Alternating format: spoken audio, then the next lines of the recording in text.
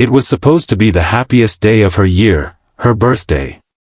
But Emily sat alone at the corner table of a small downtown restaurant, staring into her half-empty glass of wine.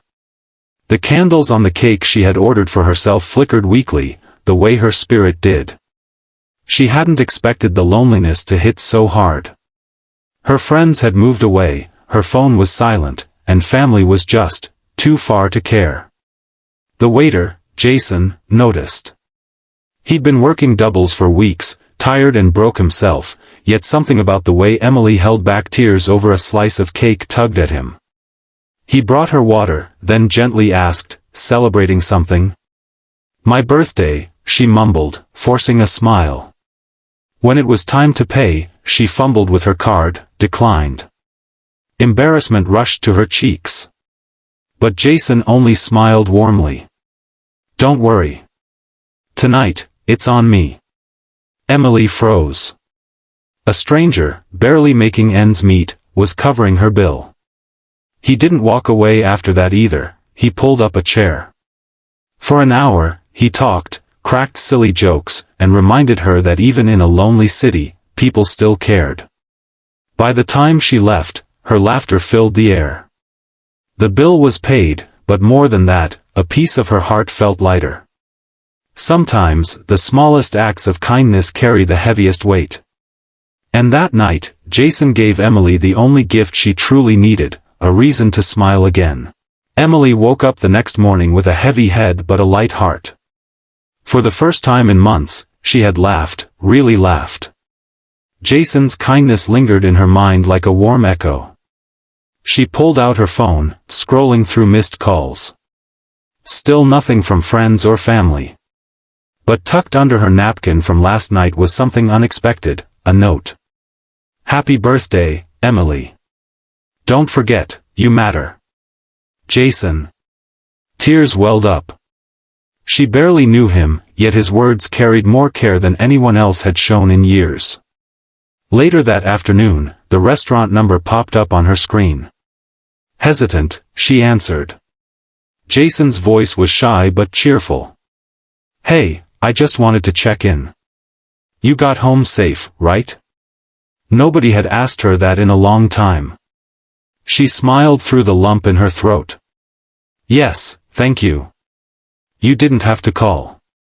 "Maybe not," he replied, "but sometimes people need reminders they're not invisible."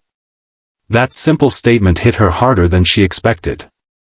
For months, Emily had battled the silence of empty rooms, the weight of unspoken thoughts. But here was someone who saw her, not as a customer, not as a stranger, but as a human being. When she hung up, Emily realized something profound. It wasn't the grand gestures that healed hearts, but the little ones. Jason hadn't given her money, fame, or promises. He gave her something rarer, genuine care. And for Emily, that was the first step toward believing she was worth loving again. The next evening, Emily found herself walking back to the same restaurant. She told herself it was just for the food, but deep down, she knew better. Something about Jason's kindness had pulled her out of the shadows, and she wasn't ready to let that go. Jason noticed her right away, greeting her with a grin. "Back so soon?" "Maybe I forgot to pay my tab," she teased, surprising herself with the ease in her voice. This time, she didn't sit in the lonely corner. Jason led her to a table by the window, where the light spilled in from the street. As she looked around, she noticed families laughing, couples sharing desserts, and friends toasting.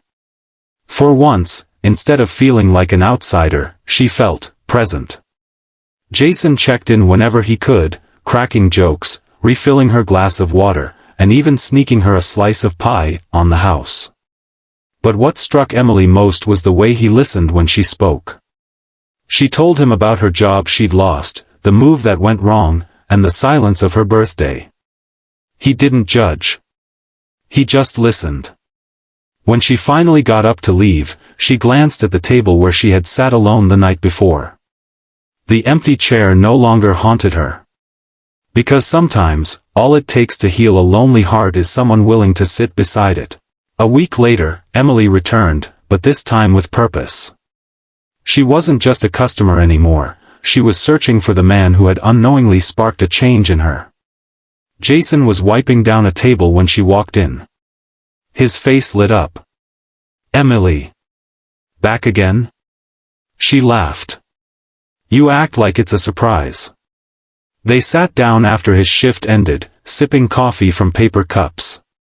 Emily found herself telling him about dreams she had buried, the art classes she once loved, the travel she longed for, the way life had slowly dimmed her light. Jason shared his own struggles, long hours, student loans, the weight of supporting his younger brother. For the first time, Emily realized she wasn't the only one carrying invisible battles. Kindness wasn't about having an easy life, it was about choosing to care even when life wasn't easy. Before they parted, Jason said something she wouldn't forget. "Emily, you're stronger than you think. Don't let one hard year steal all the others." That night, Emily pulled out an old sketchbook buried in her closet. With trembling hands, she began to draw again. And for the first time in a long while, she felt like she was breathing. Months passed, and Emily had slowly begun to piece herself back together.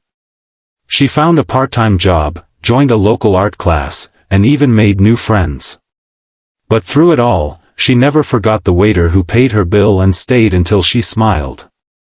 One chilly December evening, she walked into the restaurant again, this time carrying a small wrapped box. Jason was busy at a table, but when he saw her, his tired face broke into a grin. "What's this?" he asked as she handed him the gift. "Open it," she insisted. Inside was a framed sketch, Jason sitting across from her at the table, smiling as if the whole world could wait.